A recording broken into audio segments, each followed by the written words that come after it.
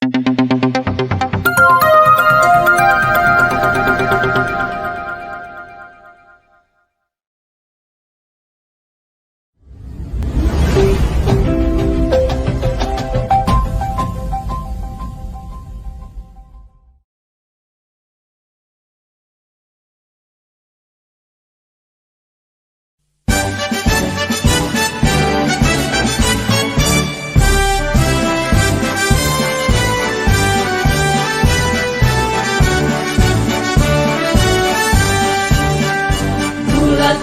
tekad kuatkan hati, negeri ini memanggilmu kawan.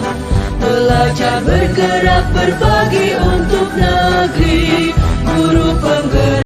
Assalamualaikum warahmatullahi wabarakatuh. Alhamdulillahilladzi anzala alaina kitab hamdan katsiran thayyiban mubarakan fih. Asyhadu an la ilaha illallah wahdahu la syarika lah wa asyhadu anna Muhammadan abduhu wa rasuluh.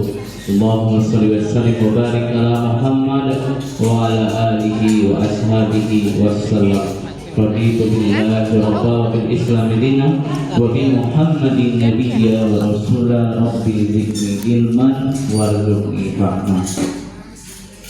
Bapak Ibu sekalian, guru dan karyawan SD Muhammadiyah 18 Palembang, puji syukur kehadiran Allah Subhanahu wa taala atas nikmat dan karunia sehingga kita dapat berkumpul di dalam kelas ini dengan rangka harapan untuk pembahasan yang ada di depan kita, yakni pengimpasan modul 1/4 budaya positif di SD Muhammadiyah 18 Palembang. Untuk itu acara kita yang ini pertama pembukaan, kedua pembahasan dari atau arahan dari kepala sekolah dan atau yang mewakili, dan ketiga yaitu materi, dan yang terakhir penutup. Baiklah Bapak Ibu sekalian, mari kita buka acara pertama yakni pembukaan dengan melafazkan basmalah. Bismillahirrahmanirrahim. Acara yang kedua ini adalah pembahasan yang akan disampaikan oleh kepala sekolah kita, yakni Bapak Febri Wiranto SPD. Kepada Bapak, jangan terlalu serius dulu, jangan terlalu tegang dulu. Sebelum mulai kita breaking dulu memang. Oke, coba Ibu Bapak berdiri sebentar.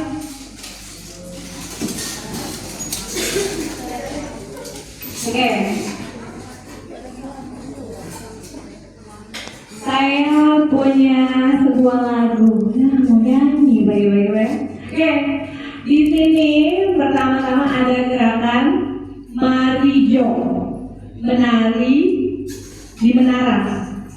Jadi kalau Marijo kayak gini, menari di menara di atas. Jadi ikuti gerakan saya. Coba kalau bisa. Marijo menari di menara, di menara Marijo menari. Oke, bisa tadi ya? Oke, kita mulai. Oke, mana gerakan Marijonya yang mana Marijo? Marijo menari di menara. Cluenya di saya ya. Karena saya kan susah lebih.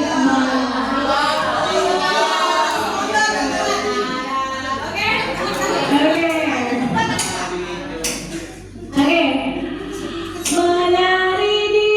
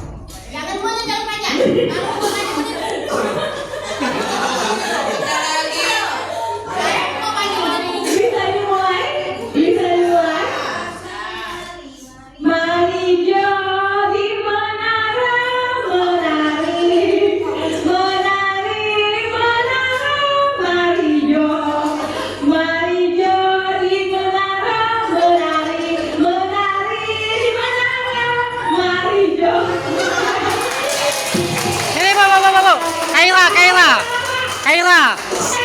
Iya. Dia bener ya, tapi slow respon.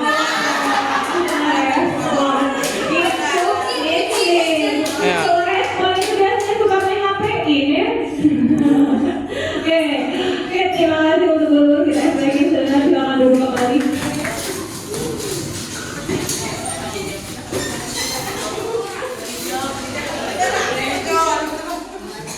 Oke, sesuai yang dibicarakan oleh Bapak Fendi Winata tadi, kita hari ini merewind tentang pengibasan modul 154 tentang budaya positif di SD Muhammadiyah 18. Oke, untuk agendanya sendiri yang pertama pembukaan, kompetensi lulusan, capaian umum, capaian khusus, pemahaman inti, eksplorasi konsep dan refleksi.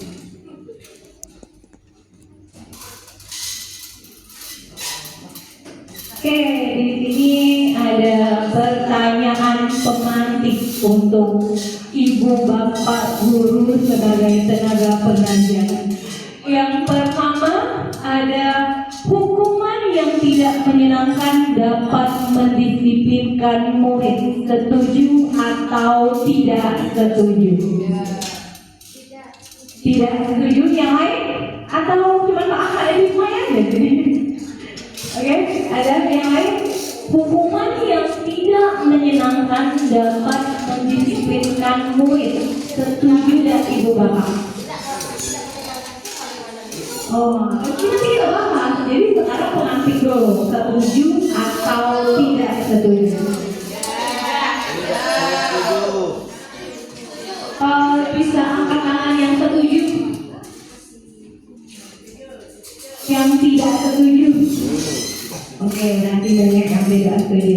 Pertanyaan kedua, pemberian hukuman dengan hal positif dapat meningkatkan disiplin anak. Setuju? Ketiga, membuat anak merasa bersalah dapat mengubah perilaku anak menjadi lebih baik. Setuju? Terakhir, memberikan penghargaan dapat meningkatkan motivasi belajar anak. Oke, ini pertanyaan selanjutnya. Oke, ini topik yang kita akan bahas hari ini. Yang pertama, disiplin positif dan nilai-nilai kebajikan universal. Kedua, teori motivasi, hukuman, penghargaan, dan restitusi. Ketiga, keyakinan kelas. Keempat, kebutuhan dasar manusia dan dunia berkualitas. Kelima, restitusi. Lima, posisi kontrol. Enam, restitusi. Dan ketiga, restitusi.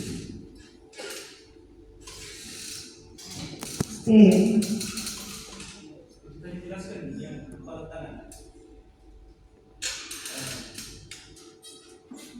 perubahan paradigma kepalan tangan. Kegiatan kepalan tangan ada A dan B, Anda dan teman Anda. Genggamlah sebongkah berlian. Sebongkah berlian ceritanya. Berlian ini sesuatu yang sangat berharga untuk Anda. Letakkan di salah satu tangan Anda dan genggam benda tersebut dengan segala daya. Buatlah sebuah kepalan. Oke, kita coba lagi. Lagi nyampak berliannya. Teman Anda B. Anda mencoba dengan sekuat tenaga dan berbagai cara untuk meminta Anda memberikan benda tersebut. Membujuk, mengancam. Nah, teman sebelah, ini Anda punya emas berlian. Temannya sebelah tolong salah satunya sebagai B.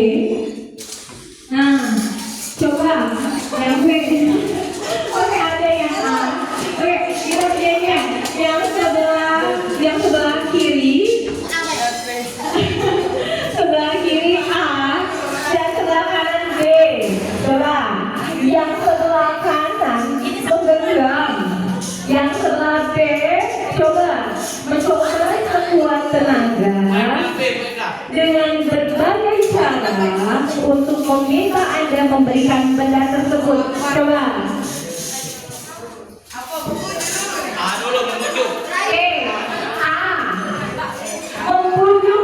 Membujuk.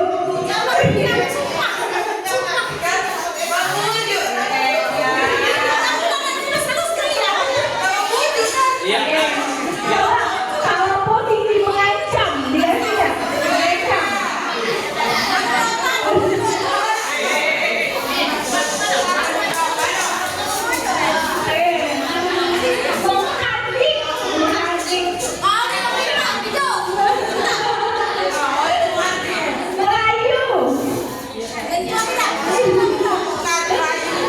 Mungkin ada juga menyuap, ada yang ngepet.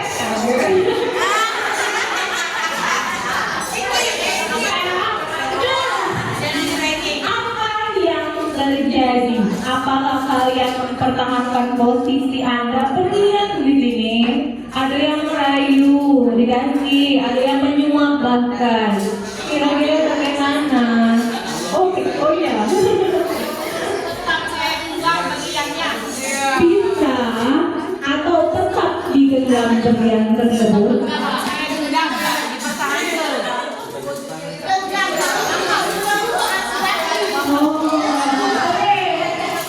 Saya minta satu pendapat dari finalis. Oke, Ibu Eka, silakan.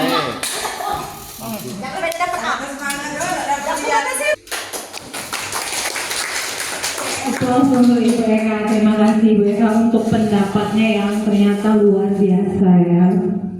Oke, itu tentang paradigma, perubahan paradigma. Selanjutnya, perubahan paradigma di sini ada teori kontrol atau teori pilihan atau lebih dikenal dengan illusion control.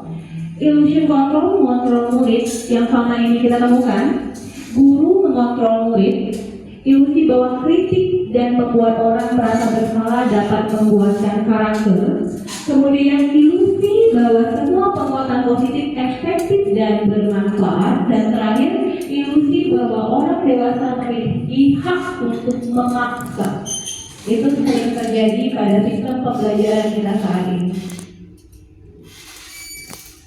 Oke, itu perubahan paradigma. Ada respons, stimulus, dan teori kontrol pilihan. Yang pertama, kita mencoba mengubah orang agar berpandangan sama dengan kita. Itu sering terjadi.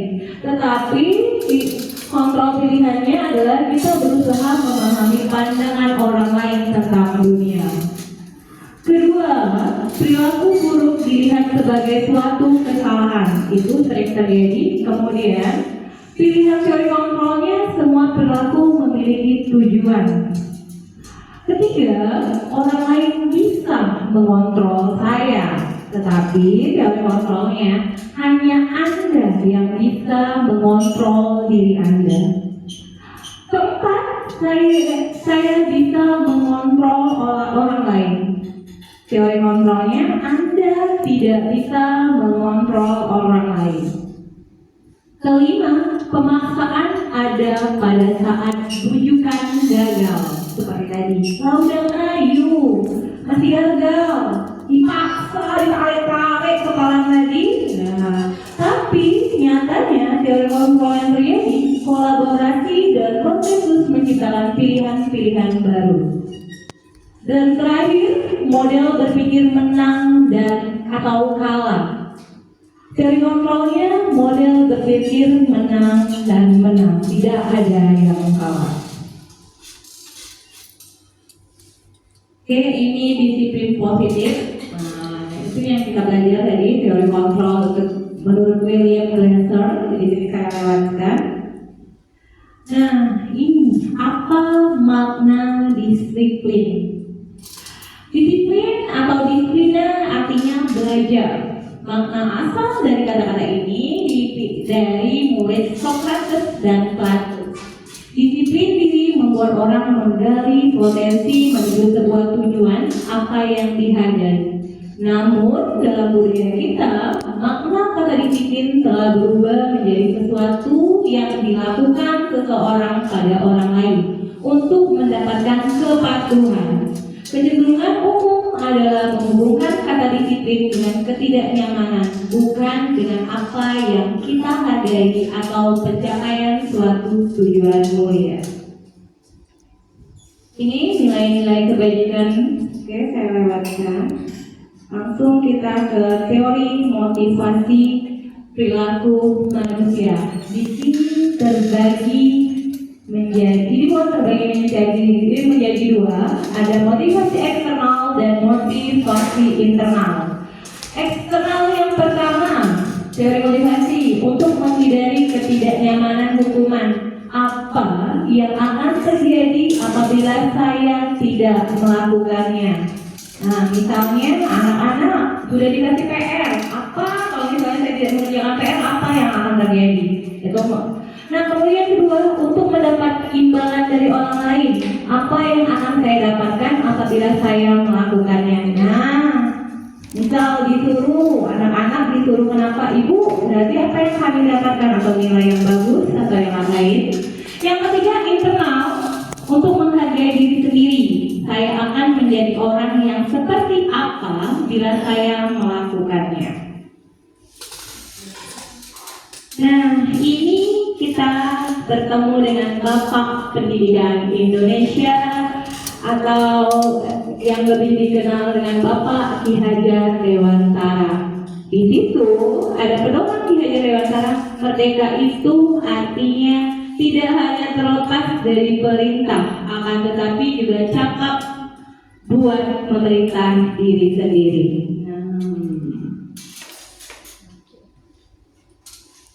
Dihukum oleh penghargaan, bahwa penghargaan berlaku sama dengan hukuman, dalam arti meminta atau membujuk seseorang melakukan sesuatu untuk memenuhi suatu tujuan tertentu dari orang yang meminta atau membujuk. Dorongannya eksternal dan akan ada faktor ketergantungan beberapa dampak dari pemberian penghargaan. Ternyata penghargaan yang kita berikan kepada murid kita itu ternyata salah. Nanti mungkin dijelaskan oleh Pak Fendi, ada 5 nilai positif ya. Nah, pengaruh jangka pendek ada pengaruhnya. Penghargaan menghukum, penghargaan mengurangi ketepatan, penghargaan tidak efektif, penghargaan merusak hubungan. Oke, ini dihukum oleh penghargaan tadi, melanjutkan yang tadi. Bentuk program kebajikan. Oke, nah ini contoh pengakuan atau apresiasi kebajikan. Pembuka. Kemarin saya perhatikan nilai kebajikannya, rasa empatimu besar sekali. Situasinya pada saat menolong murid baru di kelas kita. Kemudian pembuka, saya menghargai kepedulianmu pada saat kamu membuka teman-temanmu di sekolah. Terakhir, terima kasih untuk itu pembukanya. Nilai kebajikannya, rasa tanggung jawab. Kemudian situasinya pada saat kamu memungut kertas-kertas yang berserakan di lantai. Itu contoh dari apresiasi kebajikan untuk murid. Oke, ini kemarin sudah dilakukan. Kita coba lagi ya. Oke, saya ingin bertanya, coba dengan Ibu Indah mencatat 100 kali di dalam buku kalimat. Saya tidak akan terlambat lagi karena terlambat ke sekolah. Itu hukuman atau konsekuensi? Itu hukuman. Oke, yang pertama kita tulis yang pertama hukuman. Oke, yang kedua ada lari mengelilingi lapangan basket 2 kali karena terlambat hadir di sekolah. Ibu Eva, hukuman atau konsekuensi? Hukuman. Pertanyaan selanjutnya ada murid diminta untuk push up 15 kali karena tidak menggunakan masker di sekolah. Hukuman atau konsekuensi?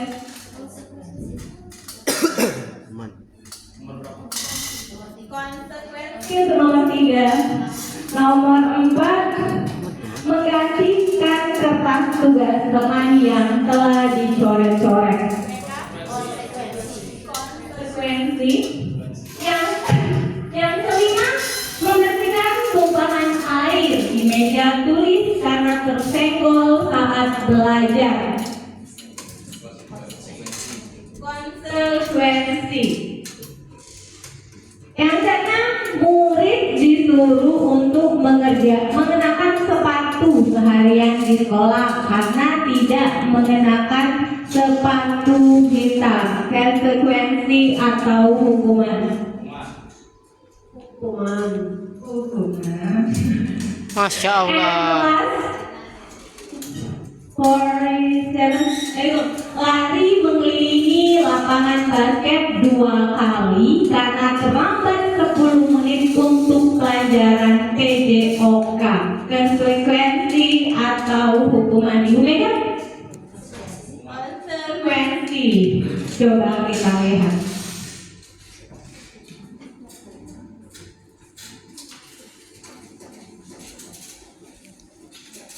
Apakah benar? Oh, yang ketiga, murid diminta untuk push up itu termasuk hukuman. Eksklametif berarti menggantikan kertas tugas, teman benar. Konsekuensi, oh ternyata 7 pertanyaan benar kecuali murid diminta untuk push up 15 kali karena tidak menggunakan masker di sekolah. Itu berarti termasuk konsekuensi. Kenapa? Karena sudah ada perjanjian mereka bahwa Hukuman. Oh ya, hukuman. Itu karena sudah ada perjanjian bahwa mereka kalau tidak menggunakan masker akan terjadi ada hukuman itu. Selanjutnya, nah ini tabel perbedaan hukuman dan konsekuensi. Hukumannya, sesuatu yang menyakitkan harus terjadi. Selama ini sering terjadi di kelas. Misalnya, oh anak tidak ngerjain PR. Misal besi ya, itu ibu Nana. Oke, nah itu kalau konsekuensi dia sesuatu yang harus terjadi tapi tidak menyakitkan. Kedua, membuat anak sakit fisik untuk jangka lama. Itu termasuk hukuman.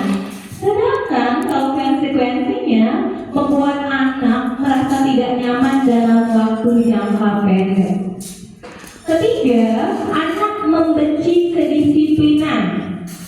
Seharusnya anak konsekuensinya anak menghargai disiplin. Kalau hukuman bersifat paksaan. Sedangkan kalau konsekuensi stimulus atau tanggapan. Terus mendorong anak menyakiti diri sendiri itu hukuman. Kalau konsekuensinya mendorong anak agar mudah menyesuaikan diri. Kemudian konsekuensi konsep diri yang buruk, sedangkan untuk konsekuensi konsep diri yang baik. Selanjutnya, anak belajar untuk menyembunyikan kesalahan karena mereka takut dengan hukuman. Ya, jadi mereka berusaha menyembunyikan kesalahan mereka. Sedangkan kalau konsekuensi, anak belajar untuk mematuhi peraturan. Contoh misalnya, biasanya anak-anak kalau anak kelas 6 itu potong kuku-kukunya panjang-panjang. Dia itu karena mereka takut dihukum ya. Kalau konsekuensinya kalau mereka udah ada peraturan, mereka berusaha untuk mendekati peraturan itu sendiri. Terakhir, kalau hukuman, marah, rasa bersalah, dipermalukan, merasa tak dihargai, itu kalau hukuman. Kalau konsekuensi, kehilangan hak, dibuat tidak nyaman, diasingkan untuk sementara waktu, itu konsekuensi. Oke. Nah, tadi kita sudah membahas tentang restitusi. Apa itu restitusi? Ya.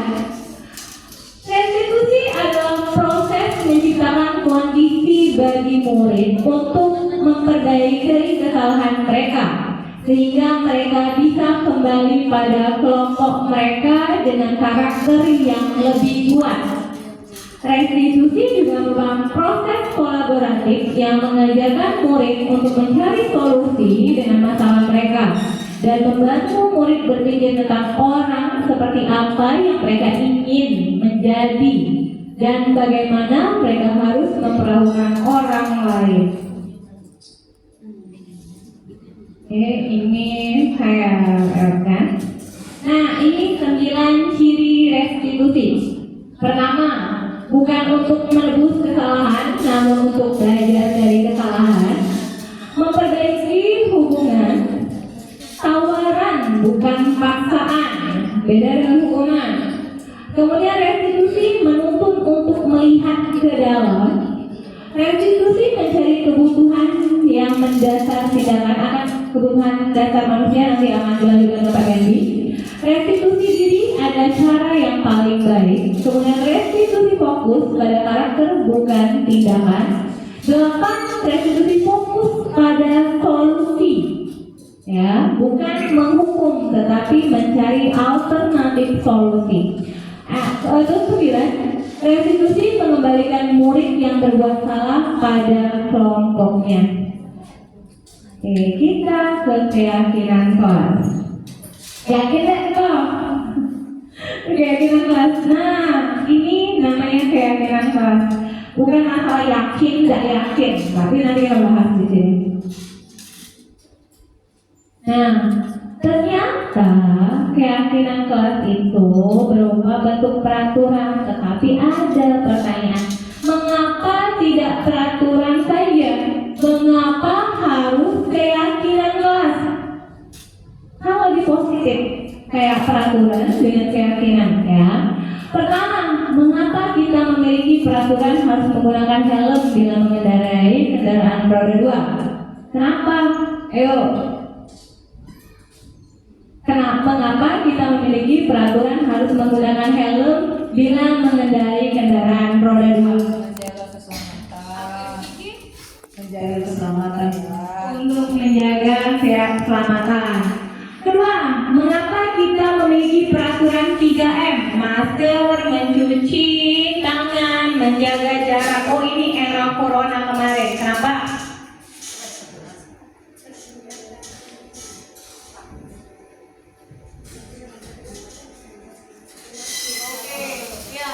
Masuk kalau tadi menjaga keselamatan, ini menjaga kesehatan.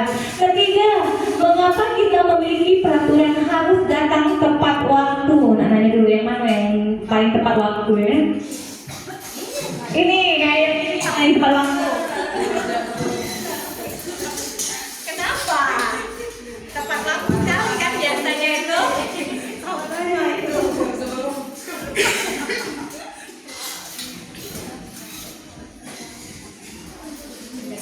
Agar disiplin. Ingat ya, tepat waktu agar disiplin. Kita perlu garis bawahi ya. Tepat waktu agar disiplin. Oke, ya, itu keyakinan pertama. Benar. Oke, nah kita tadi sudah bahas pertama tentang budaya positif. Nah, budaya positif ini mempengaruhi ada lingkungan positif, keyakinan kelas, dan terakhir peraturan kelas. Contoh peraturan kelas dengan kesepakatan kelas, ya. Di sini ada 2. Yang pertama itu yang mana di antara 2 gambar ini yang merupakan keyakinan kelas. Gambar pertama, kesepakatan kelas datang tepat waktu, mengucapkan salam, menjaga kebersihan sekolah, berdoa sebelum dan sesudah kegiatan, aktif dalam pembelajaran, tertib. Sedangkan gambar pertama, keyakinan kelas A, kami guru dan murid yang saling menyayangi. B, kami murid yang semangat belajar. C, kami murid yang peduli. dengan teman-teman. Dari dua gambar ini, yang mana merupakan keyakinan kelas? Coba Ibu pilih.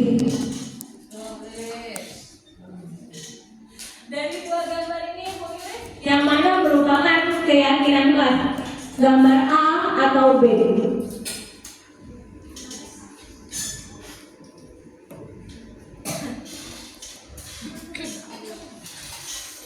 B. Kita garis bawahi yang B dulu ya. Nanti kita pembahasannya kita jawab nanti.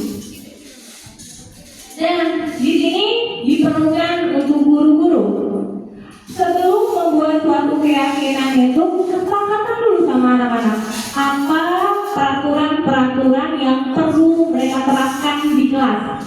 Setelah itu kita melakukan yang namanya tabel T. Di sini ini merupakan tabel T, ya. Itu tabel T. Kemudian tabel Y. Apa gunanya tabel Y sama tabel T? Nah, kalau tabel T di sini terlihat dan tidak terlihat perilakunya. Sedangkan Y di sini peraturan kelas yang ada yang terkenal, terlihat dan berperilaku, ya. Ini contohnya, ya. Di tabel T datang tepat waktu, tampak, terlihat tepat waktu. Sedangkan hal yang tidak tampaknya sering tidak hadir. Kemudian yang tadi menyapa teman dan guru setiap hari itu terlihat tampak, ya. Yang tidak tampaknya tak acu kepada teman dan guru. Yang ketiga, tampaknya mengembalikan barang ke tempat yang telah dipinjam dan mengucapkan terima kasih. Itu untuk itu tampak, dan yang tidak tampaknya tidak mengembalikan barang yang telah dipinjam dan diletakkan sembarangan. Itu untuk hormat, ya. Ya, yang selanjutnya bekerja. Tekun bekerja dan menyimak guru, itu tampak. Kemudian tidak mendengar guru yang tidak tampak, ya. Kemudian menyerahkan tugas tepat waktu, itu tampak. Kemudian tugas tidak diberikan, itu tidak tampak, ya. Ini segitiga Y tentang hormat terdengar. Satu orang berbicara, yuk bantu. Oke.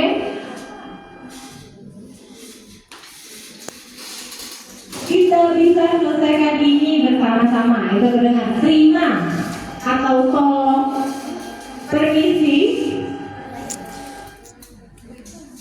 boleh saya pinjamkan, nanti akan segera saya kembalikan. Itu terdengar. Kalau terlihat, berempati terhadap peraturan orang lain, memegang barang milik, kemudian orang lain hanya dengan izinnya, mendengarkan dengan seksama, senantiasa berbuat baik, berbagi. Perilakunya tersenyum ramah, memberikan salam hormat, memberikan ruang bekerja, postur tubuh yang tenang. Itu perilaku. Kita kembali lagi.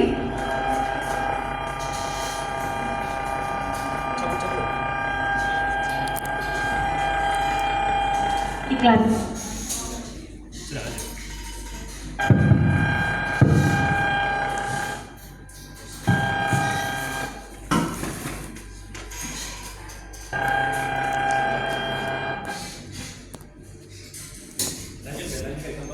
Oke, nah di sini sebentar. Nah ini kita berbicara mengenai peraturan. Di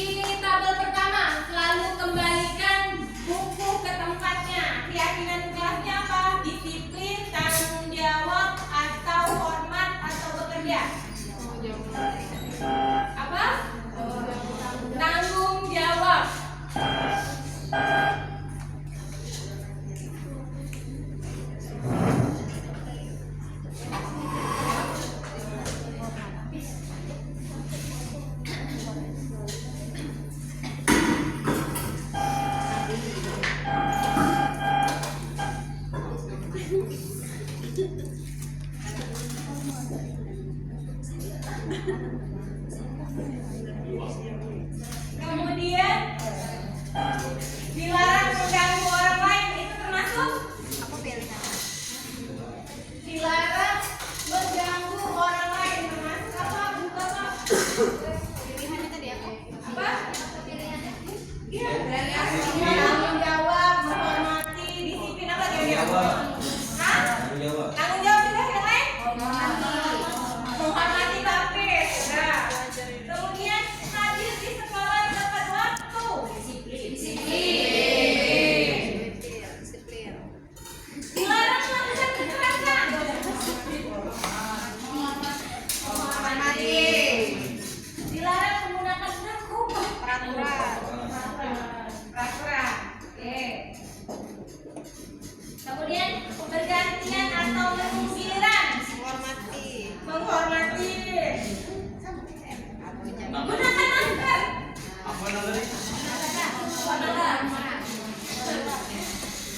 Menggunakan masker. Jadi peraturan Pakis. 8. Jangan berlari di kelas atau koridor. Peraturan. Kita ke choice selanjutnya. Oke, benar. Yang satu selalu kembalikan buku di tempatnya. Tanggung jawab. Dilarang menggunakan orang lain, menyalahkan orang lain, menghormati. Hadir di sekolah 15 menit sebelum pelajaran dimulai. Masuk berkomitmen, berarti Pak Kevin. Disiplin juga berkomitmen, benar. Dilarang melakukan kekerasan, menghormati, benar. Dilarang menggunakan narkoba, itu untuk kesehatan. Bergantian atau menunggu giliran, menghormati, benar. Gunakan masker, itu benar. Yang terakhir, jangan berlari di kelas atau koridor. Woi, kurang astagfirullahaladzim. Bini wong ini. Jangan ngomong bini kikung siapa? Jangan ngomong bini kikung siapa? Nanti. Tadi sama kayak gini ya. Oke, Utara. Bini pertama tuh nama Zengkel. oke. Sekarang coba kita latihan membuat keyakinan kelas. Kemungkinan nanti di ruang tempat bisa fokus sebentar. Mungkin nanti bisa diterapkan di kelas-kelas Ibu Bapak. Oke, di sini saya minta peraturan. Misal Bapak Ibu mempunyai kelas, peraturan yang Bapak Ibu ingin terapkan. Yang pertama apa? Bisa ketika Ibu Bapak mempunyai kelas, peraturan pertama yang Ibu Bapak ini apa yang diterapkan?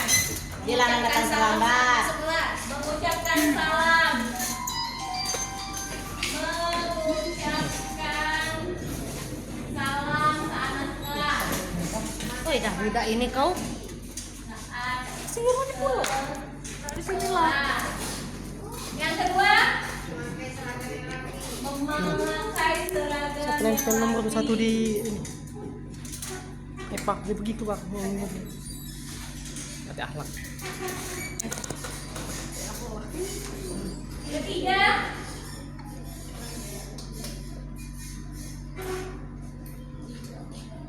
Bapak Ibu punya kelas. Ada peraturan yang ingin Bapak Ibu terapkan. Bawa bekal sendiri harus. Membawa bekal sendiri.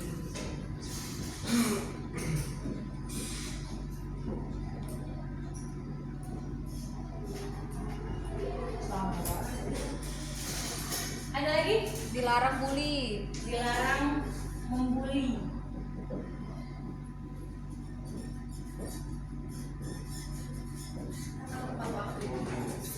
Apa? Datang tepat? Kebersihan kelas. Jaga.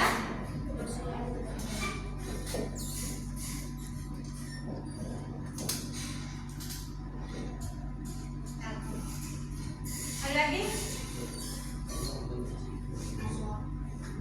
Ada lagi yang perlu ditambahkan? Cukup. Cukup. Nah, dari ini kalimat pertama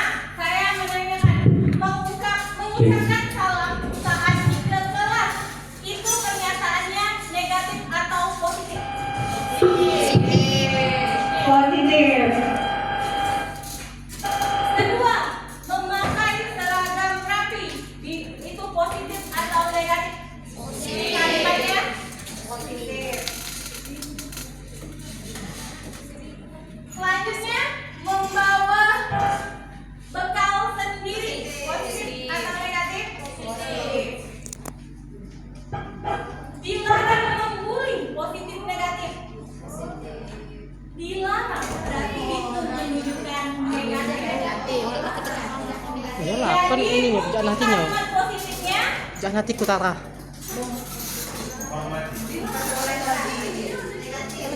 di mana? Itu tidak Jangan. tidak boleh. Boleh. Berkata yang baik di kelas.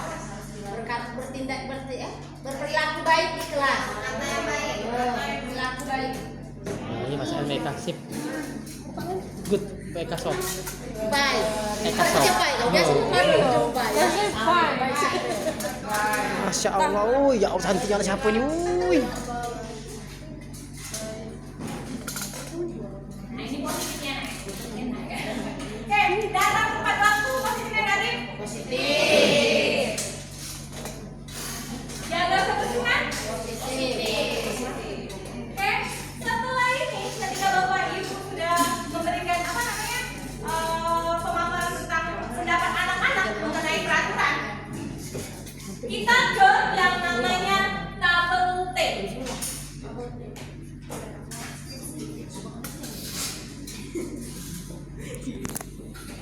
Tampak tidak tampak.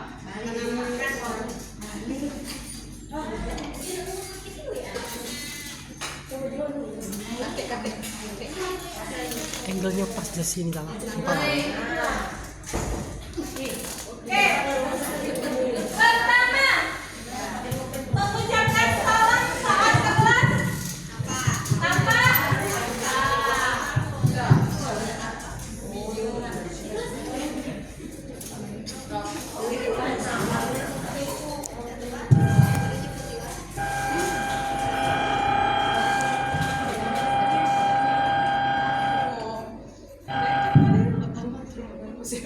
Dua, memakai seragam rapi tampak tidak tampak?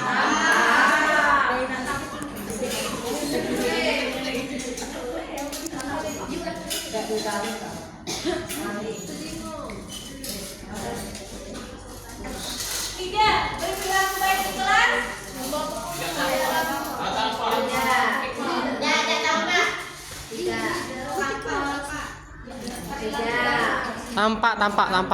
Tampak.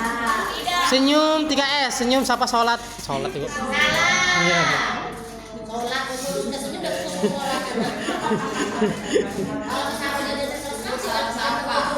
Iya. Datang tepat waktu tampak tidak tampak?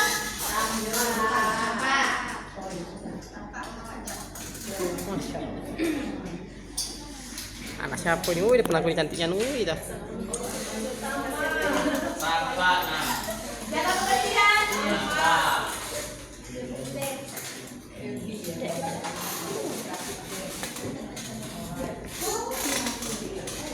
Nah, ini tabel T. Setelah tabel T, kita ke tabel Y.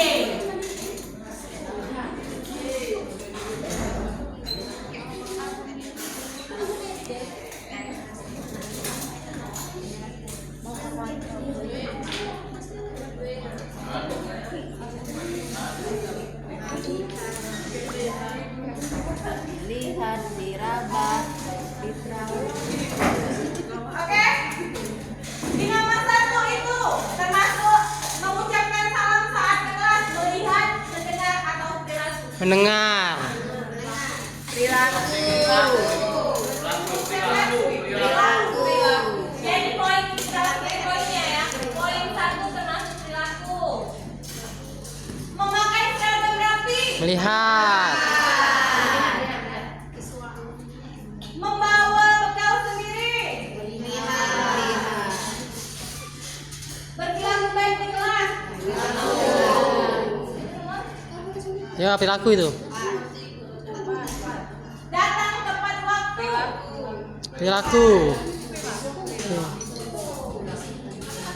Menjaga kebersihan.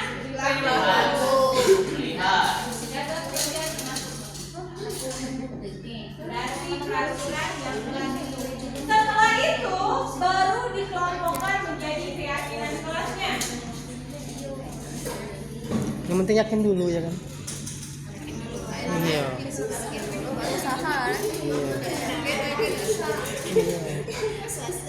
Mengucapkan salam itu termasuk disiplin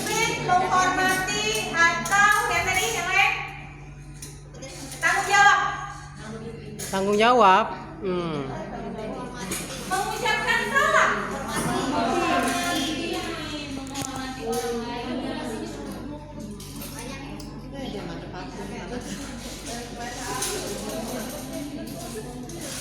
Memakai seragam rapi. Ada. Ada. Membawa bekal sendiri. Tanggung jawab.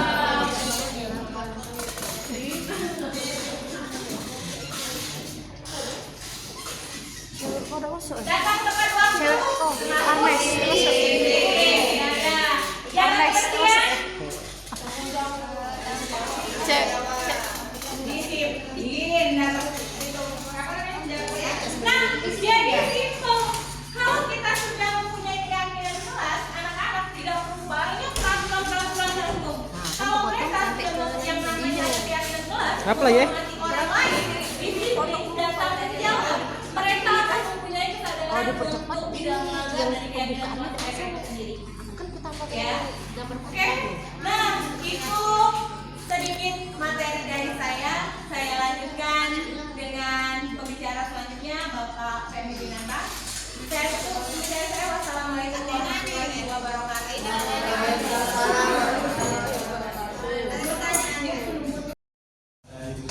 Tentang bagaimana keyakinan kelas.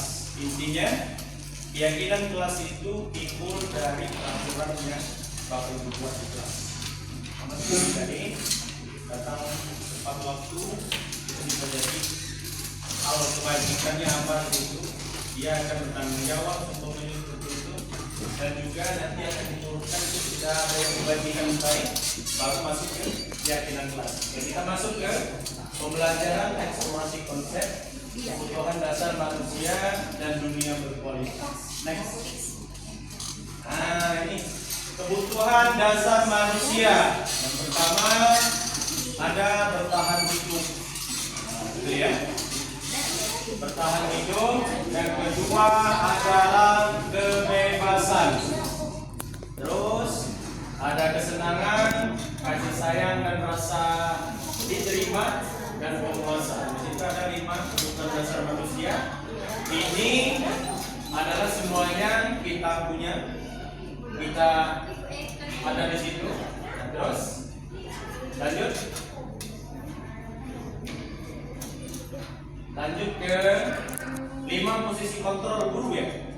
Benar? 5 posisi kontrol guru. Guru itu mempunyai 5 posisi kontrol. Nanti kita sebagai wali kelas, sebagai guru bidang studi harus wajib menerapkan 5 posisi kontrol. Di antaranya yang pertama 5 posisi kontrol itu ada yang namanya penghukum. Nah, mungkin kita di sini sebagai guru mungkin kita menerapkan yang mana nanti ya masuk di 5 posisi kontrol itu. Biasanya yang kita sering terapkan itu penghukum. Biasanya gitu. Datang terlambat sini. Enggak, di sini. Sampai 1 jam pelajaran. Namanya kan gitu. Terus ada membuat rasa bersalah. Membuat rasa bersalah mungkin sudah kita terapkan membuat rasa bersalah itu, tapi kita tidak tahu itu. Nah, jadi membuat rasa bersalah ini bisa membuat anak itu menjadi berpikir. Ada posisi teman, pemantau dan manajer. Nah, di sini ada contoh penghukum. Ada di sini penghukum, contohnya guru berbuat. Pertama, guru berbuat menghardik, menunjuk-nunjuk, menyakiti dan menyindir. Saya tambahkan lagi, biasanya ada yang namanya kata yang tidak boleh disebutkan, seperti itu. Jadi menghardik ini, menunjuk-nunjuk, menyakiti, kamu ini tak tahu tentang segala macam ini, tidak boleh itu.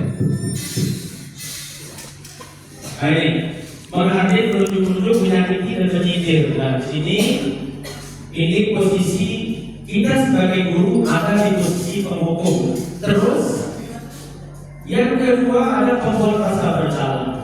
Nah, di sini seorang guru mengatakan bersama dan mengatakan contoh seharusnya kamu tidak melanggar ini.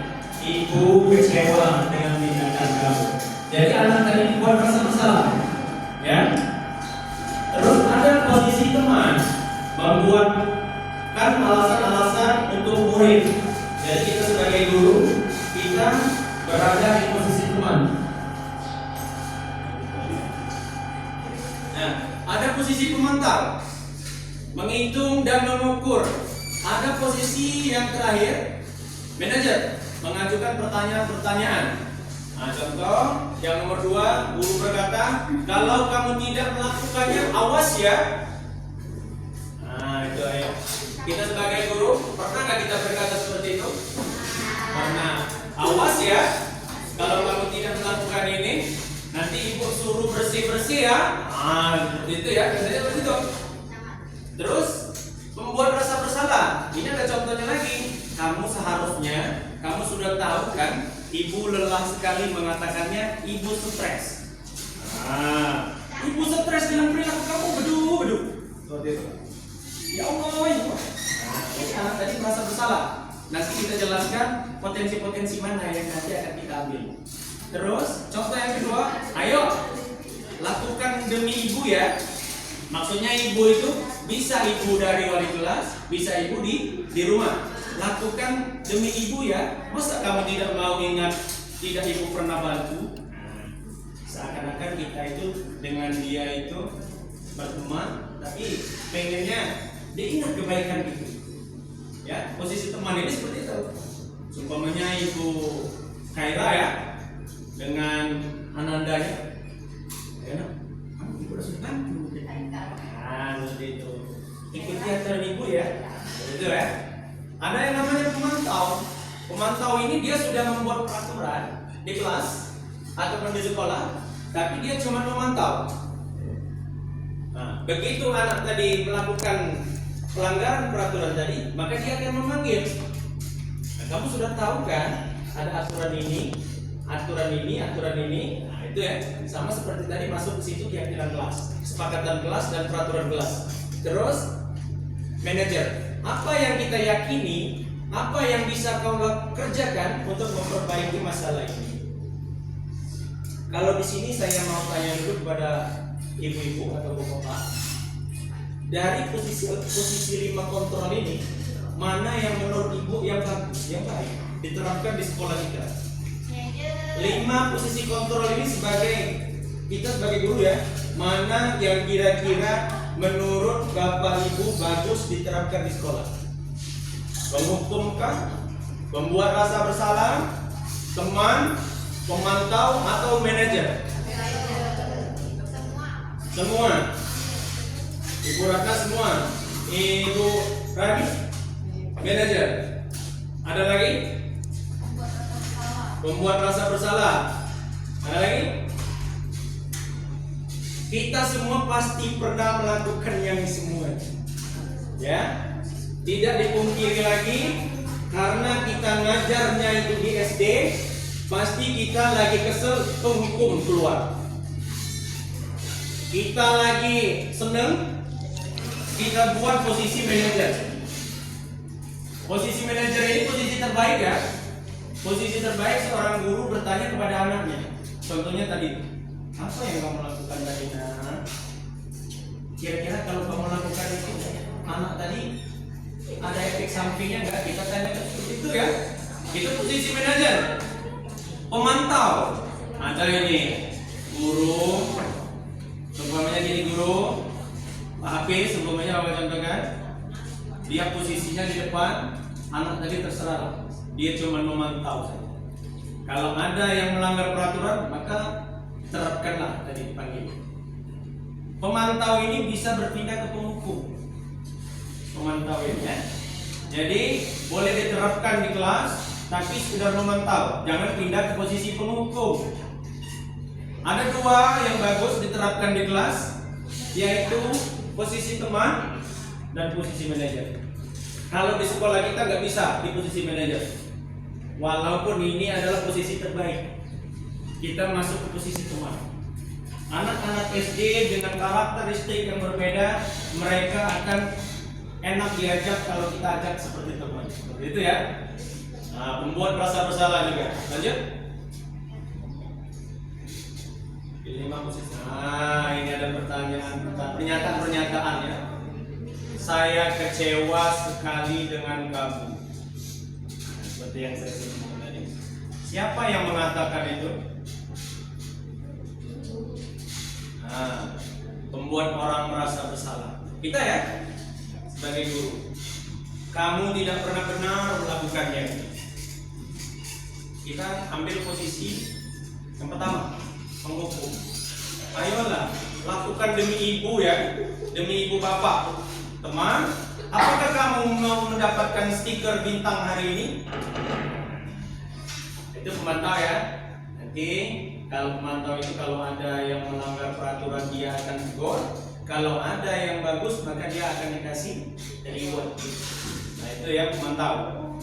Bagaimana kamu bisa menyelesaikan masalah ini? Nah ini yang tadi manajer.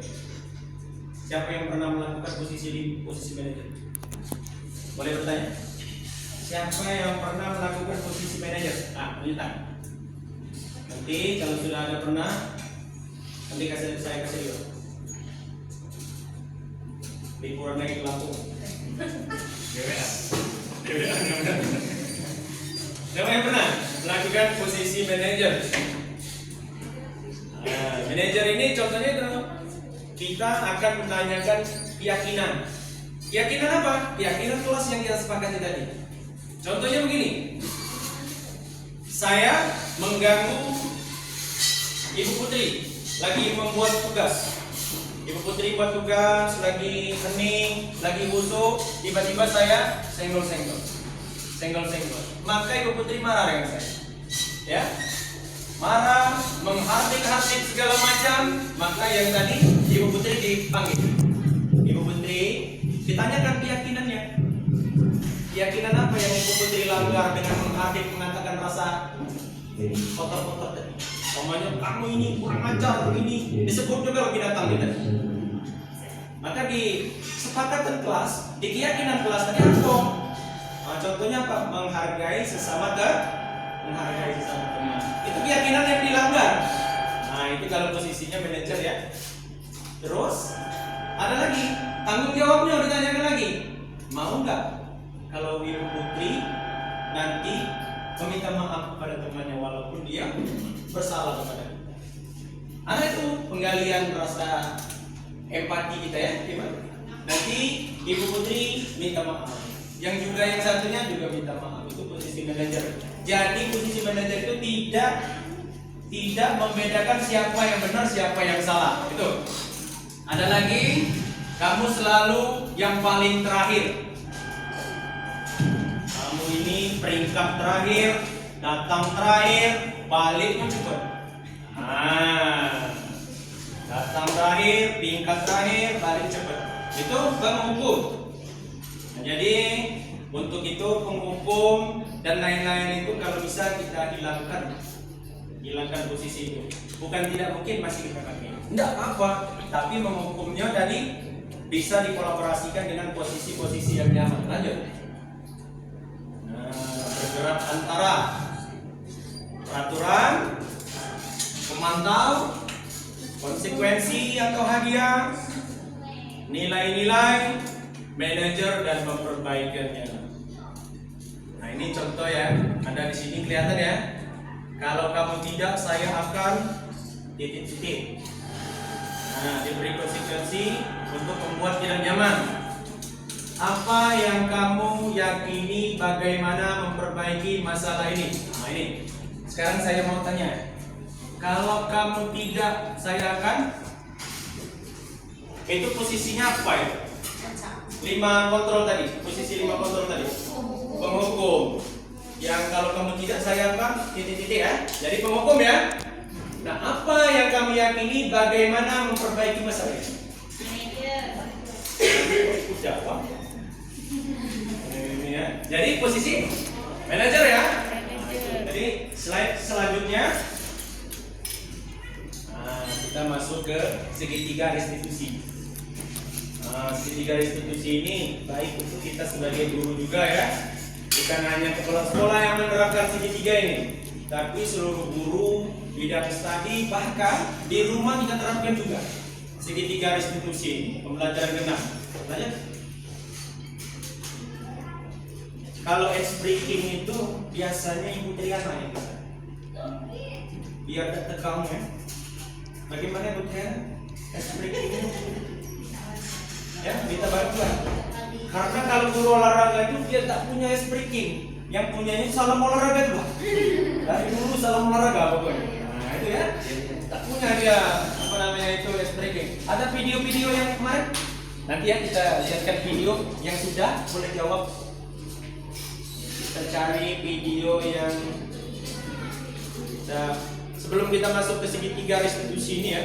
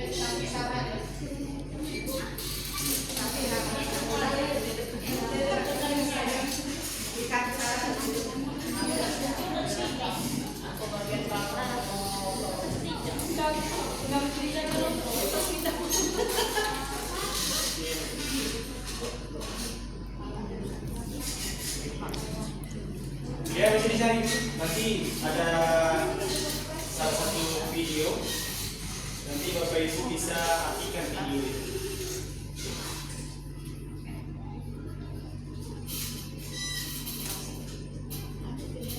Ini.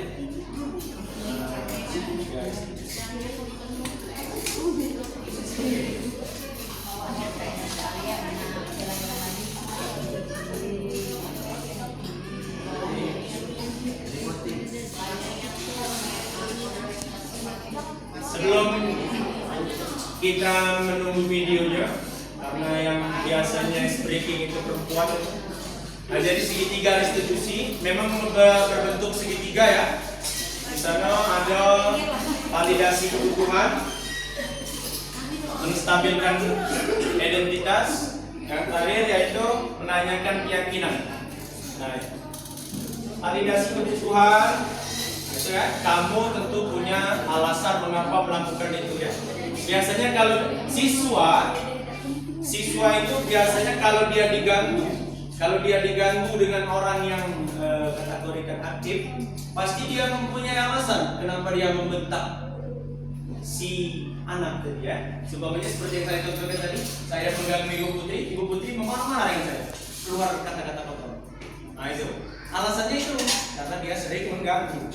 Ya, ada kan cara yang lebih efektif untuk mendapatkan apa yang kamu butuhkan? Nah, ya.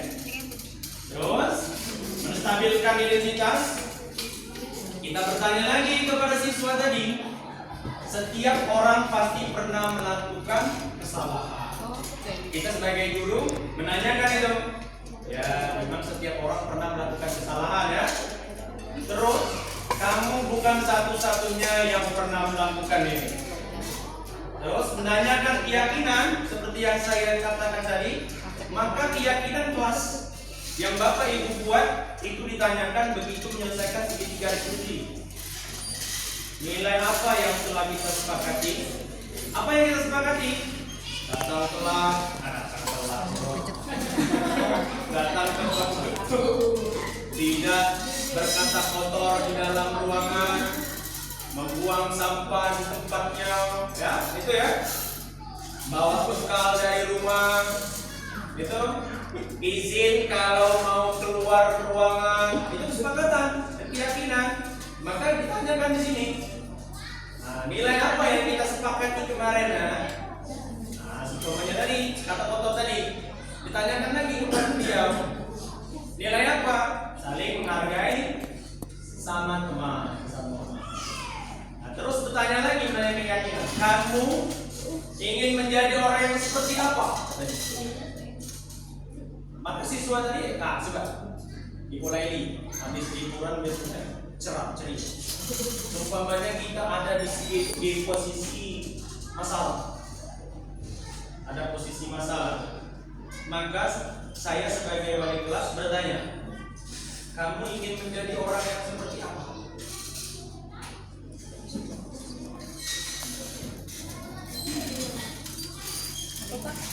Umpamanya tadi di utara sebagai pengganggu. Utara itu usia yang ini. Tas-tasmu disembunyikan, kamu nak nulis pintar waktu limbe. Pokoknya limbe juga. Maka kamu kalau keluar kata menghadapi beliau. Ini bla bla bla bla bla. Sebut dia pokoknya yang pernah disebut. Jadi begitu wali kelasnya saya sebagai wali kelas tahu, maka saya akan bertanya dari ketiga keyakinan itu, validatif kebutuhan, menstabilkan identitas dan menjadikan keyakinan. Saya menanyakan keyakinan terlebih dahulu, tidak menanyakan validasi kebutuhan.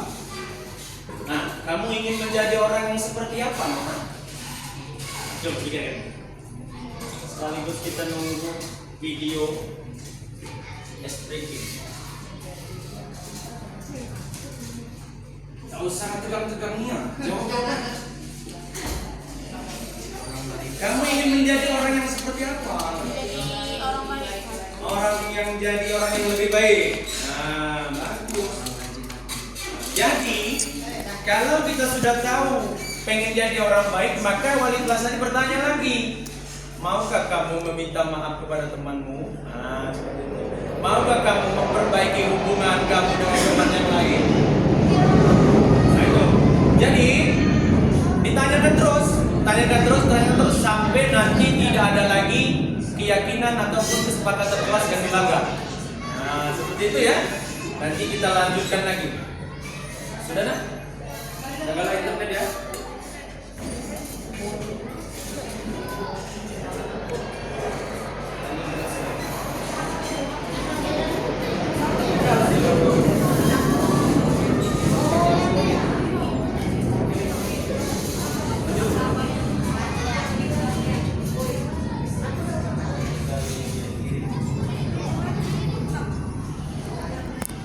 Dah.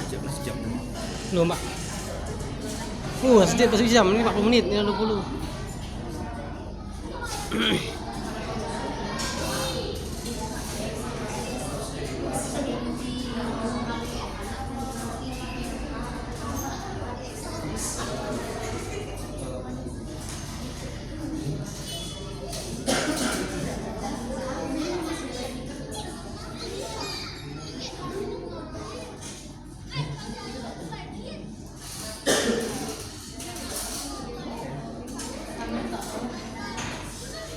Nah, ini kembali lagi ya. Coba ada contoh lagi nih. Ada contoh lagi. Coba saya pikir-pikir sedikit sendiri aja ya. Coba Bapak Ibu relax dulu. Relax dulu ya. Jangan ada yang pegang-pegang. Nanti bisa kesentuh ke sini. Coba pegang dulu kepala kita. Pegang dulu kepala kita. Ya, terus pegang lagi telinga kita, urut-urut dikit enggak apa-apa. Terus pegang lagi pundak kita, seperti ini ya. Terus putarkan balikin, biar nanti duduknya itu nggak sakit.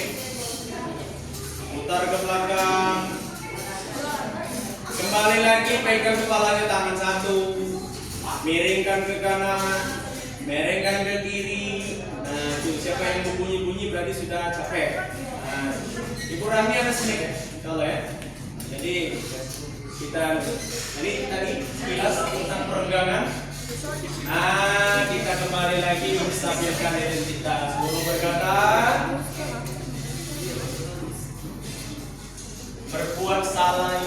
hal yang manusiawi. Tidak ada manusia yang sempurna. Bapak Ibu juga buat salah. Kita pasti bisa menyelesaikan permasalahan ini. Bapak Ibu tidak tertarik untuk mencari tahu siapa yang benar, siapa yang salah. Bapak Ibu lebih tertarik untuk menyelesaikan masalah. Kalau kamu menyalahkan dirimu sendiri terus menerus, apakah kamu bersikap baik pada dirimu sendiri? Nah itu. Jadi dari di sini mungkin sudah pernah kita lakukan ya. Pernah kita sebagai guru berkata seperti itu?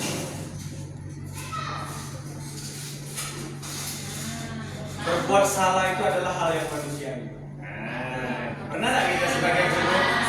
Nah, jadi kalau kita pernah itu berarti sudah ada posisi kontrol yang kita terapkan. Kau ini ya, nah gitu ya. Kau ini ya Allah pintar nih ya. Itu posisi penghukum tapi positif. Nah, lanjut. Saya nggak ketemu ini. Nah, membantu murid mengenali basic need atau kebutuhan dasar yang ingin dipenuhi ketika melakukan kesalahan itu. Pada dasarnya, setiap tindakan manusia tujuannya adalah memenuhi kebutuhan dasar, apakah itu penguasaan, kebebasan, kasih sayang, dan rasa diterima, kesenangan, atau bertahan hidup. Ada lagi nih guru berkata lagi, guru ini, kamu bisa saja kan melakukan hal yang lebih buruk, ya. Tapi kamu tidak melakukan.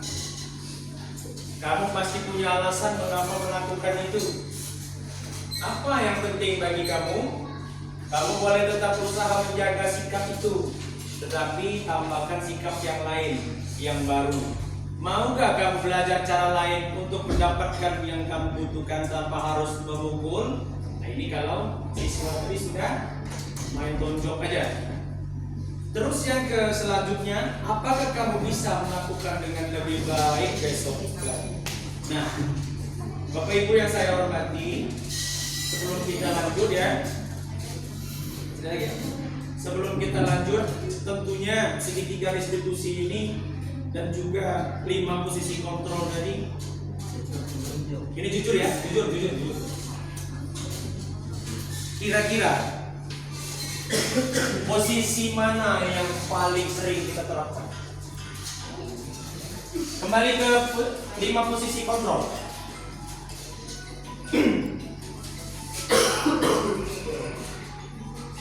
Coba habis slide-nya 5 posisi kontrol ke atas ya.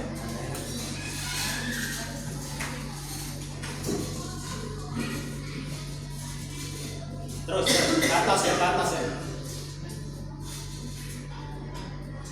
Ini. Terus. Itu balik terus.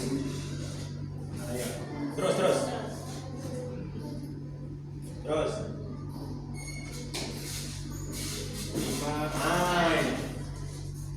Sebelum saya lanjutkan, ada 5: penghukum, pembuat rasa bersalah, teman, pemantau, dan manajer. Jujur, tidak apa-apa. Kalau saya dulu pernah menerapkan posisi penghukum, hukumannya tapi tentang olahraga. Kamu silakan keliling situ, hukumannya 2 kelilingan yang telat. Nah, yang tidak pakai baju olahraga silakan push up 10 kali. Nah, itu hukum. Penghukum. Yang mana yang paling sering kita terapkan? Boleh salah satu perwakilan ataupun 2-3, nah, tunjuk silakan. Yang kita terapkan di sekolah sebagai penghukum, Pak. Penghukum. Alasannya? Alasannya tadi karena dengan namanya juga anak kelas 1, jadi menghukum anak kelas 1 itu dengan cara menulis 2 baris, Pak. Menulis 2 Karena baris. apa kesalahan mereka, misalnya datang terlambat atau tidak membuat PR, paling saya akan berjanji akan membuat PR. Tuh, bisa masuk konsekuensi juga ya. Ada lagi? Nggak apa-apa. Ibu Eka silakan.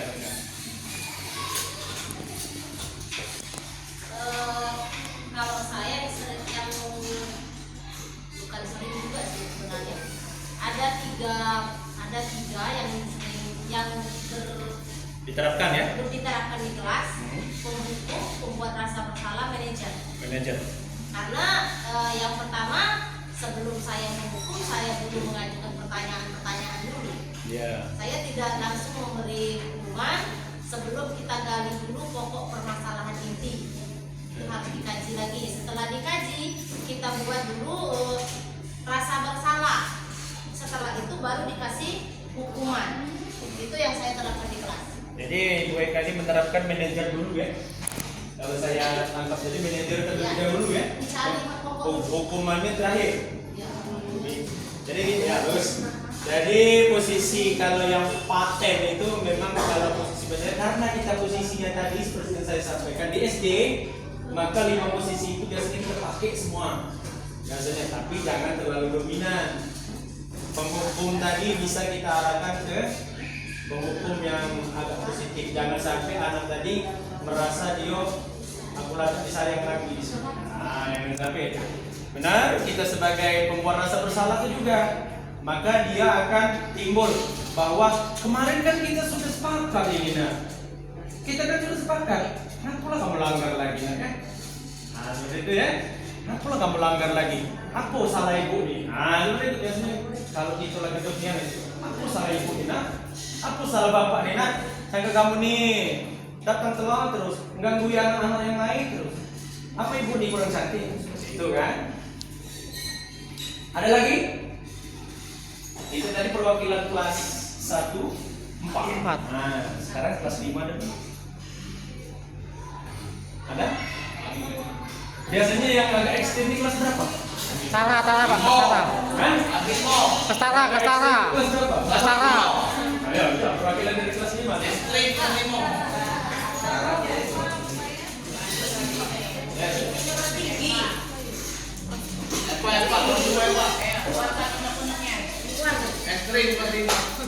Pembuku, terus tak cocok, ngedekin.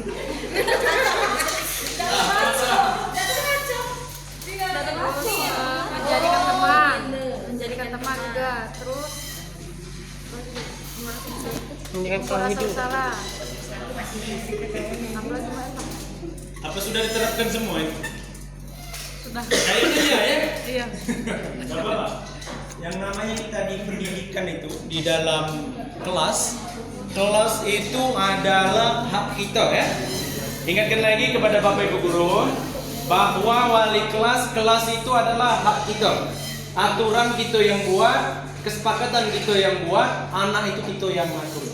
Jangan sampai ada kelas lain ngatur kelas kita. Jangan sampai ya. Seumpamanya kelas Ibu Tara 5A ya, diaturlah oleh Ibu Eva, Ibu Tara. Ini loh kesepakatan kelas yang bagus. Kesepakatan itu sesuai isi hati. Jangan sampai kesepakatan contoh. Umpamanya tadi datang tepat waktu kelas 5A tepat waktu pulau. Hari ini bawa bekal lauknya sayur ini. Umpamanya itu sebagai contoh ya. Tapi kesepakatan kelas itu seperti inilah. Kita sebagai wali kelas, maka guru anak-anak kita ini diajak kesepakatan. Buat dulu peraturan tapi peraturan aja anak-anaknya lagi. Datang tepat waktu. Hari Senin tidak boleh tidak pakai baju merah putih. Upacara pakai peci. Nah, itu kan peraturan. Jadi nilai kebajikannya kagak diambil. Itu ya? Ada lagi? Ibu, silakan. Membuat rasa bersalah. Nah, Dan teman dan manajer. membuat rasa bersalah teman dan manajer. Alasannya ya? Kalau membuat rasa bersalah, ketika di kelas anak-anak melakukan kesalahan, seorang guru meminta untuk jujur kepada anaknya dari kata masalah apa yang sedang terjadi. Kemudian menjadikan teman jawab juga termasuk karena mereka akan jujur dengan teman-teman yang lain, saling bercerita dan kita menerima masukan-masukan dari teman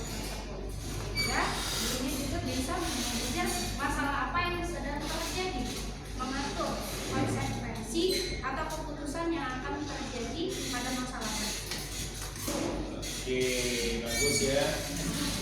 Jadi kalau Ibu Maya tadi dia kalau membuat rasa bersalah itu maka akan membangkitkan jiwa positifnya ya. Itu. Terus kita kembali ke segitiga restitusi. Saya mau tanya lagi. Kalau Ibu Nana tadi hobi menjelaskan langsung, kalau saya hobi bertanya. Karena nanti begitu kita selesai ini akan banyak hal-hal positif yang akan dilakukan. Tahu punya alasan dari segitiga restitusi ini. Siapa yang pernah menyelesaikan masalah menggunakan ini? Mungkin tak pernah ya, tapi kita udah tahu. Validasi kebutuhan, menstabilkan identitas, dan menanyakan keyakinan. Biasanya kalau ini, kalau wali doang pasti acuh masalah itu. Entah itu anaknya takut, entah itu anaknya minggat, entah itu anaknya apa segala macam.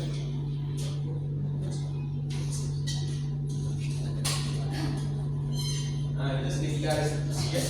Mungkin kita sudah pernah dengar segitiga restitusi itu, dan juga kita belum sama sekali mendengar. Adakah perwakilan yang ingin menjelaskan siapa yang pernah melakukan ini? Ya. Kelas 4 sudah, kelas 5 sudah, kelas 3? Kelas 3 ada? Sudah. Kelas 3 ada. Oh ibu lagi kelas 6. Kelas 6 ini yang biasanya agak agendanya dia. Coba ibu kelas 6, ibu Ida.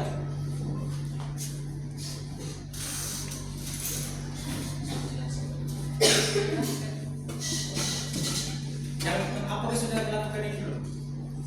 Ada sih sebagian Pak. Biasanya tuh nilai-nilai apa yang telah kita sepakati. Nilai-nilai ya, menanyakan keyakinan. Biasanya kan di awal di awal tahun ajaran itu pasti membuat peraturan, tapi aturan itu dikembalikan lagi ke anak. Peraturan apa yang mereka sanggup. Nah biasanya itu sih. Kalau anak lagi ya katakanlah membuli ya, membuli, ibu Indah keluarkan yang mana jurusnya? Biasanya langsung hukuman dulu, karena biasanya agak ekstrim. Ini bicara segitiga Oh, restitusi. Biasanya setiap orang pasti pernah melakukan kesalahan. Biasanya ditanya itu dulu. Tuh ya, menstabilkan identitas. Oke. Jadi dengan tidak lain, anak tadi merasa dia kita hargai ya, dengan cara kita menanyakan, yo si manusia itu pasti punya salah, itu ya. Tapi kaki itu arahkan lagi untuk bisa menyelesaikan masalah. Pemilik ini, murid saya Abdi nendang bola kena kaca.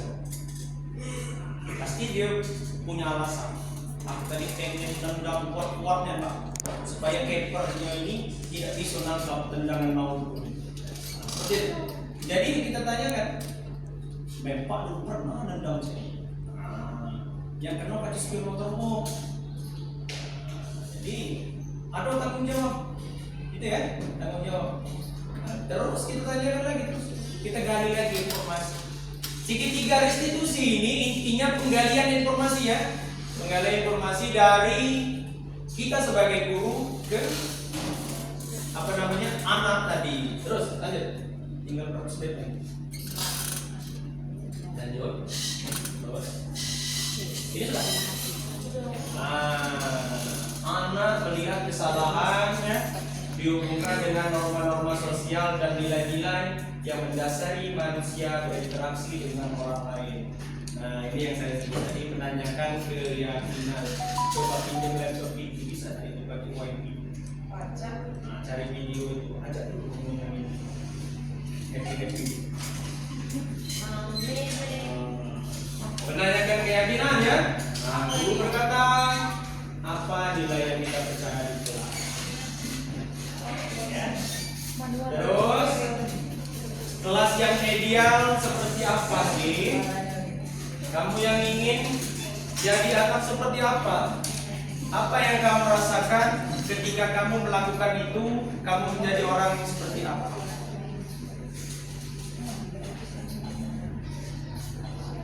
Ini boleh dicatat ya. Kalau baik itu mendapati masalah kepada anak, kalau itu mendapati, atau boleh minta PPT, pelajari di rumah. Kita terapkan ini, jangan lagi. Saya contohkan kawan saya dulu. Saya ini dulu ngajar STM ya, ngajar STM. Siswa SMK itu, STM itu membuat gurunya berhenti. STM ya, terkenal dengan kandidat kuat antara kekuatan. Jadi siswa itu dipanggil oleh kepala sekolahnya, tidak ditanya lagi, langsung ditampar di tempat, dan siswa itu kena sanksi berat, bahkan bisa melaporkan ke polisi. Dulu belum zaman HP, sekarang yang juga main tampar-menampar, langsung diterapkan pisaunya masuk ke jalan. Nah itu ya. Tapi alhamdulillah setelah itu ada seorang, nah ini yang uniknya itu kepala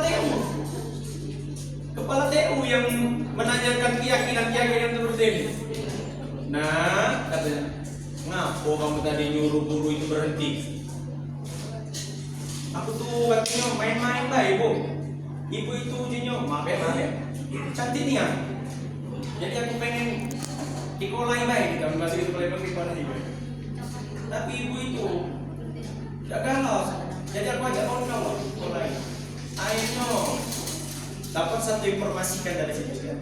Kalau kita gali terus dapat.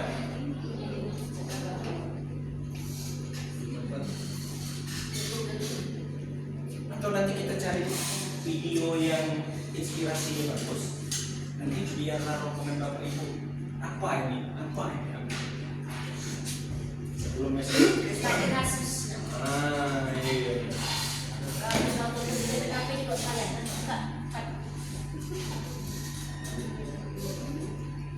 Nah ini intervensi 30 detik. Ini boleh dicatat ya untuk sekolah kita. Apakah kamu ingin berbuat lebih baik? Perlu itu ditanyakan kepada anak-anak. Jangan sampai nanti begitu kita masuk kelas, tapi ingat kita sebagai wali kelas juga harus punya peraturan diri sendiri juga. Kalau kita datang menyuruh anak datang cepat, kita harus lebih cepat dari anaknya. Apakah saat ini kamu sedang menjadi orang yang sedang kamu inginkan? Apakah kamu bisa mengubah kegiatan perilaku kamu saat ini menjadi? Karena kembali ke berikut lagi. Kita stop dulu sebentar. Kita kembali ke sini. Nanti kita refleksi ya. Refleksi di hampir penghujung. Baru nanti kita refleksi akhir-akhir pilihan.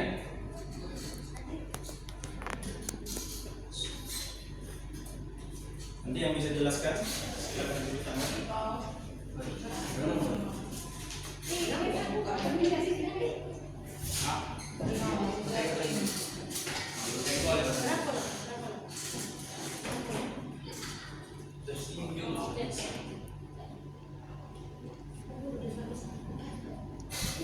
Nah, ini refleksi. Terus begitu selesai vernas ini baru kita refleksi lagi. Nah, itu.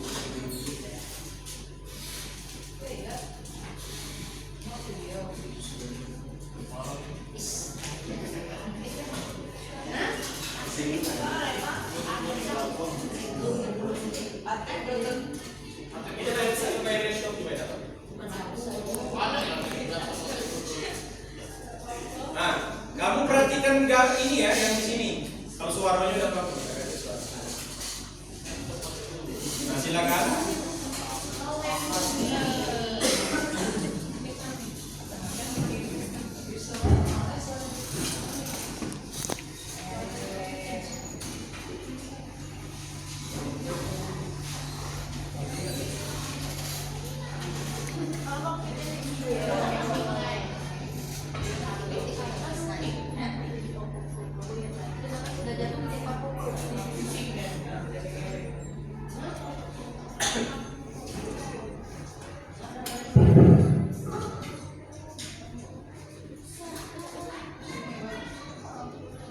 Ini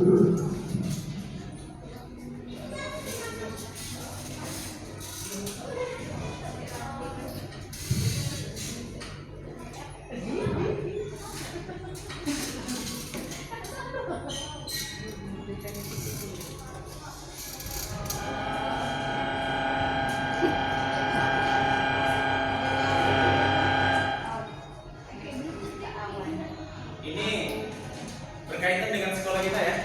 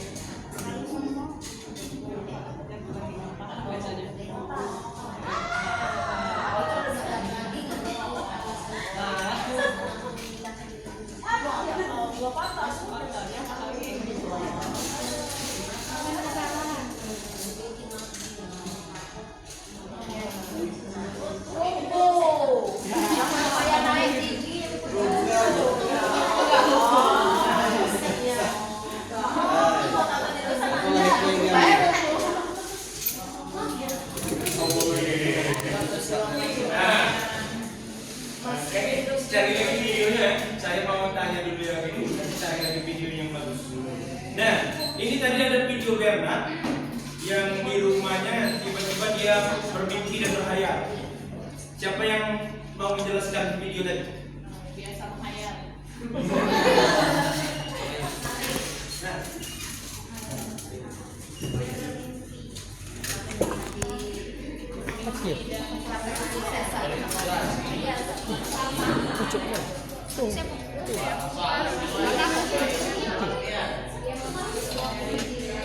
apa ini? Siapa yang bisa menjelaskan? Cari dulu itu. Tambah. Sini, Beb.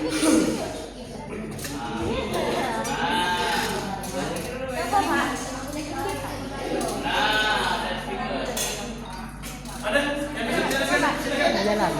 Ibu Maya, silakan. Jalan. Ini tanggapan dari tampilan video tadi. Pertama, dia meyakinkan diri sendiri untuk menanyakan apakah saya bisa ke sana, apakah saya bisa sukses. Kemudian selanjutnya dia memvalidasi kebutuhan dia melalui tindakan-tindakan yang sudah dia lakukan, dan akhirnya dia menemukan keunikan bagi diri dia sendiri. Dan ternyata tetapi di beberapa bagian dia terlalu eksplor dirinya dan tidak mengetahui kelemahan dirinya sendiri, sehingga di akhir dia melakukan beberapa kesalahan gitu. Terima kasih Bapak. Tangan untuk Maya. Oke, ada lagi? Mungkin itu imajinasi Ibu Maya ya. Ya. Ada lagi? Lain. Nah, teman-teman yang lain bisa mengkategorikan Bernard ini tadi.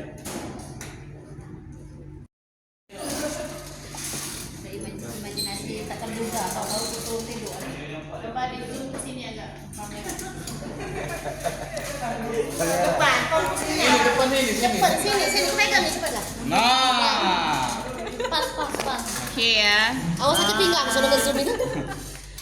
dari yang kita lihat dari video Serta lubung hidung lagi juga. video tadi, siapa nama tadi? Bernard ini dia terlalu banyak apa ya? Bukan cobaan, terlalu banyak berhayal. Berhayal itu boleh, tapi jangan terlalu diresapin. Jadi kita itu tidak boleh terlalu banyak berhayal. Yang diperbanyak itu usaha, Ibadah, usaha dan doa. betul. Jadi mundur.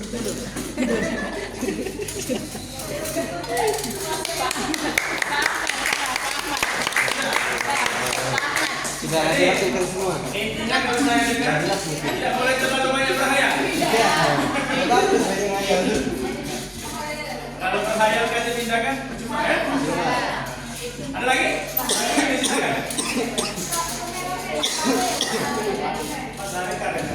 Sini buka merah ke kepala kau kasih apa? Cepet. Ayo ini silakan. Nanti Pak Sari lihat lagi. Dari video yang saya lihat tadi bahwa dia itu tidak pantang menyerah, ya, tetap selalu berjuang walaupun sudah sampai terjatuh, yaitu dengan menggunakan akalnya. Tadi kan dia memakai palu untuk meraih ke atas tadi, tetapi palunya tadi sudah tidak ada lagi. Dia menggunakan akalnya, memakai tangannya tadi seperti ini. Nah, jadi walaupun dia sudah jatuh berkali-kali, dia tetap terus berjuang untuk mencapai ke atas. Sampai puncak ya. Oke. Jadi inti dari video tadi yang pertama sama seperti yang saya jelaskan dulu, keyakinan kita dulu. Keyakinan. Kalau kita kaitkan di kelas tadi, keyakinan kelas kita dulu. Kita ini akan menggapai puncak. Jadi kita punya harus keyakinan yang besar. Bagaimana nanti siswa saya ini bisa keluar dari kelas ini seperti ini. Itu keyakinan. Keyakinan diri kita. Bukan keyakinan kelas. Kalau keyakinan kelas nanti kita terapkan di kelas seperti itu. Intinya yang pertama jangan pantang menyerah. Di sini tadi pantang menyerah. Karena semakin tinggi bukan tidak mungkin kita itu akan jatuh. Ya, maka kita semakin tinggi orang itu maka semakin merendah, sama seperti padi. Ilmu padi. Jangan begitu kita ada di atas. Padi. Peraturan ikuti. Makin tinggi miskin semakin merendah. Tidak boleh seperti ini, tidak boleh seperti ini, tapi yang melanggar atas. Itu. Jadi begitu kita ada di atas, tidak mungkin kita tidak jatuh. Semakin miskin semakin Intinya merendah. seperti itu. Yakin bahwa kita pasti ada di situ, di puncak tertinggi. Walaupun nanti anginnya terlalu kencang. Ada lagi videonya?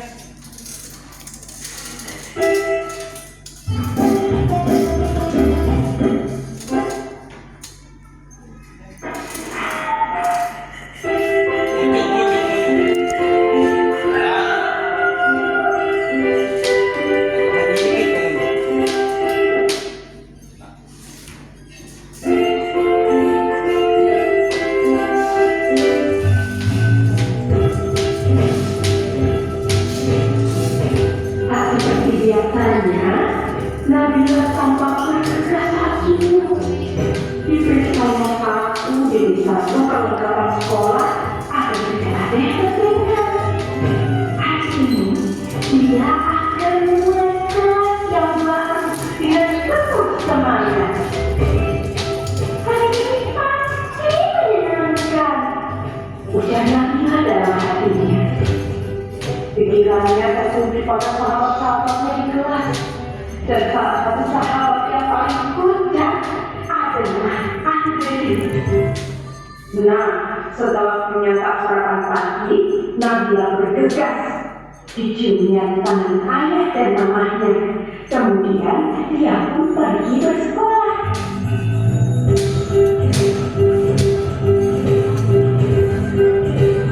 Setibanya di sekolah, Nabila melihat anak perempuan yang sedang memegangi tangan ibunya. Nabila melihat anak perempuan yang kaisar sedang memegang tangan ibunya. Raut anak itu tampak sedih, dipegangnya tangan ibunya. Tak kemudian sang ibu pun manggil Nabila. Dek, adik beres-beres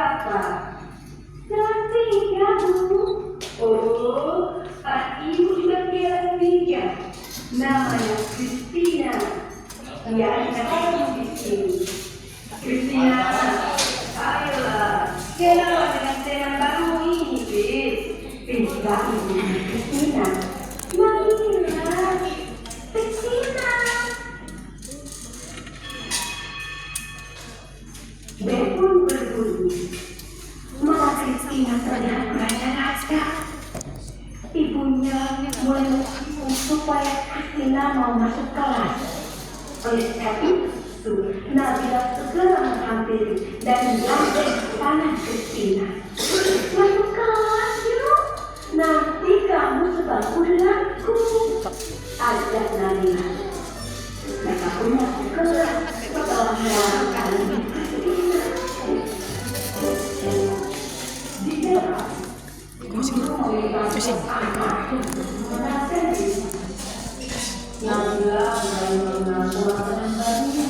Panjang. BAB mah. BAB. Gak lemah anak ngomong missing.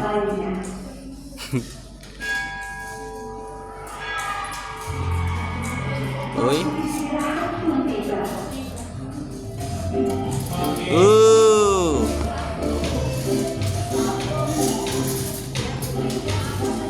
Bu Bunga.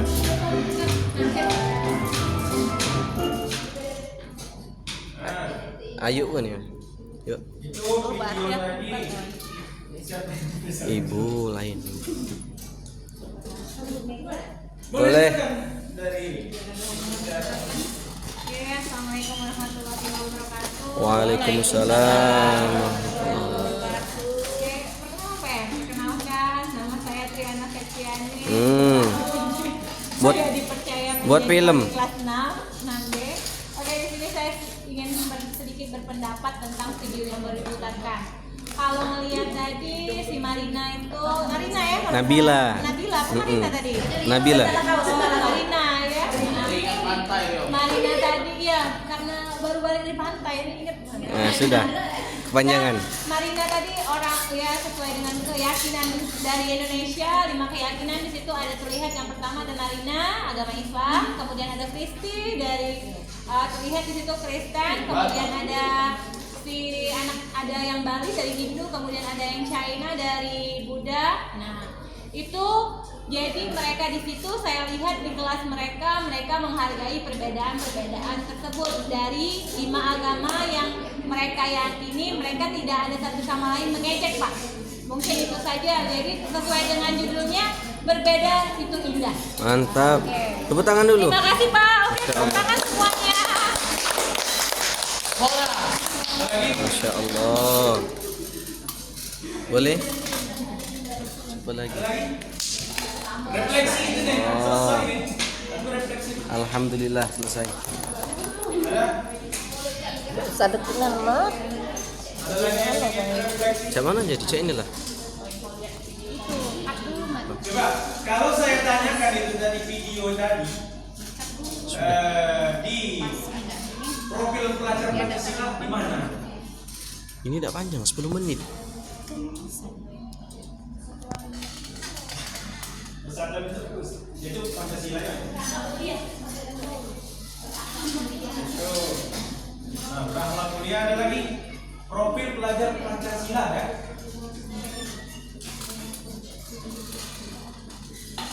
Ada nggak?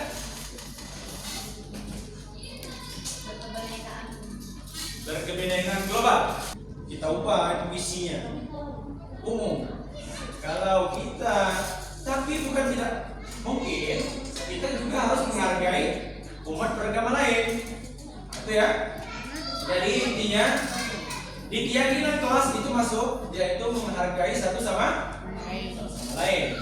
Nah, tadi ini sudah Peraturannya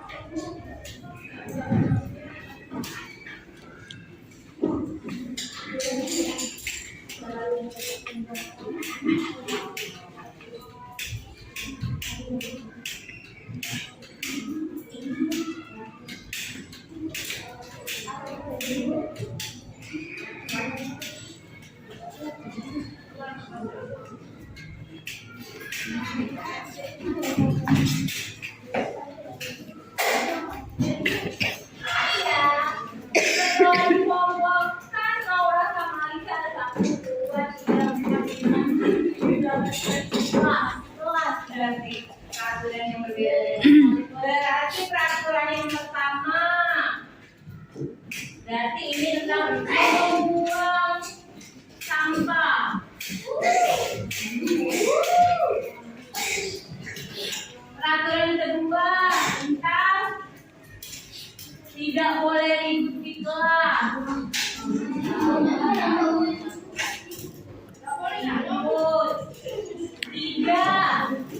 Tidak boleh bertengkar.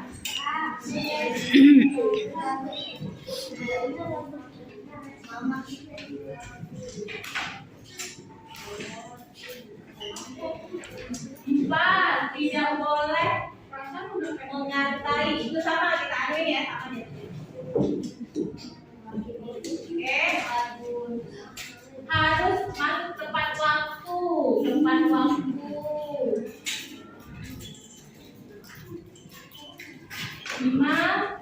Harus membersihkan meja, membersihkan lantai ya, membersihkan kelas. Tidak boleh tidak mengerjakan PR. Harus mengerjakan PR.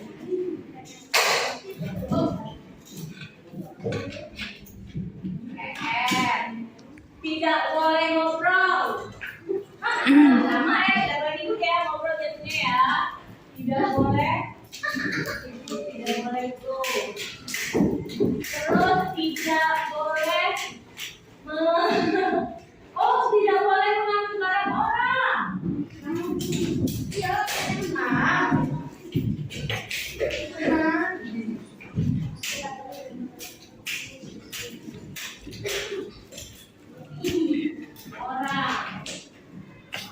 Yang terakhir dilarang keluar tanpa izin.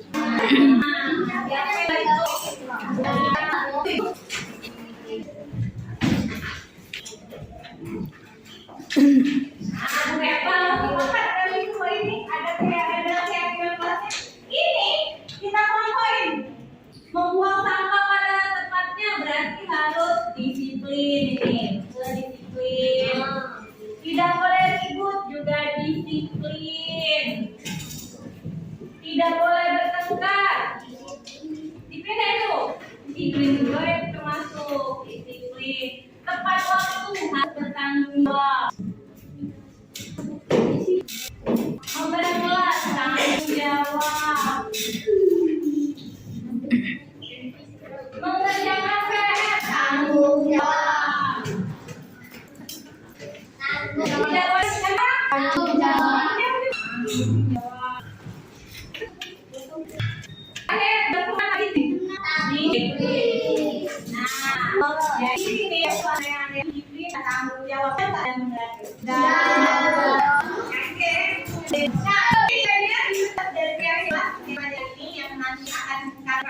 Ya, itu akhiri. Assalamualaikum warahmatullahi wabarakatuh.